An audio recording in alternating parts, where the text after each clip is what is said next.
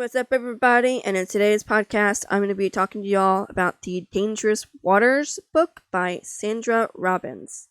Okay, like I've been doing, I'm going to tell you all the synopsis, and then in the Kindle version, they have a sneak peek into the book just to kind of pique your interest. Now, I will have a link to this book in the description box below if you all want to get this book after I'm done discussing it with you all.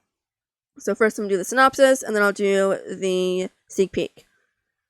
Some secrets are meant to stay buried. Laura Weber is determined to uncover the truth behind her parents' murders. But after being interviewed about the unsolved case, she's abducted and dumped into the Mississippi River with a warning to stop digging up the past. With her life in jeopardy, she knows that her former fiancé, Brad Austin, is the only person she can turn to for help. The cold case detective has spent years trying to forget Laura, yet he can't turn her away. But before Brad can wrap her in his protection, will their reunion be cut short by a killer threatening to silence Laura forever? Okay, if that didn't pique your interest, surely the sneak peek into the book will. Laura cast one last terrified glance around the parking lot and took a deep breath. We've got to get out of here. They're watching us. Brad's frown deepened. Who's watching us? The man who abducted me last night. He knew I'd been in the place and he knew what I was wearing. Brad steered her back toward the car. Get in the car, Laura. I need to get you out of here. Once inside, he cranked the engine and roared from the parking lot. As he sped down the street, he looked in the rearview mirror from time to time. I don't think we're being followed. I don't know who these guys are, but we'll do our best to find out. Until we do, I want you to lie low and let us do our job.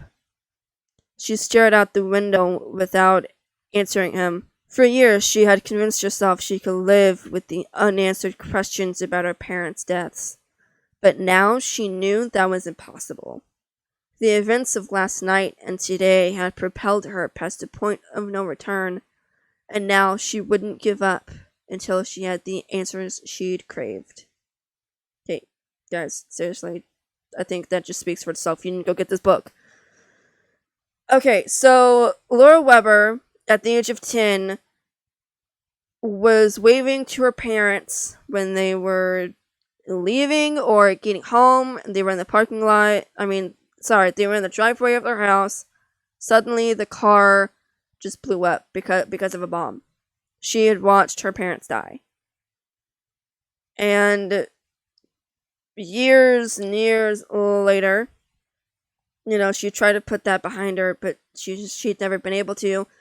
Like it said in the synopsis, Brad Austin is her ex-fiancé.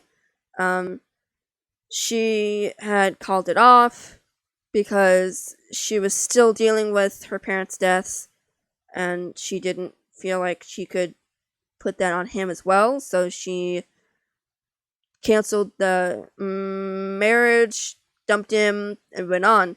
For years, he hated her. He tried to forget her, but when she did an interview on the news about her parents' deaths, people from the gang that killed her parents, kidnapped her, told her to stop digging up the past, and put her in, knee length of the river, told her to stop digging up the past, and then left.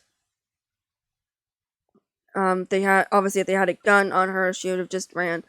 But anyway, no, they left her purse on the floor as well, and she heard a text tone.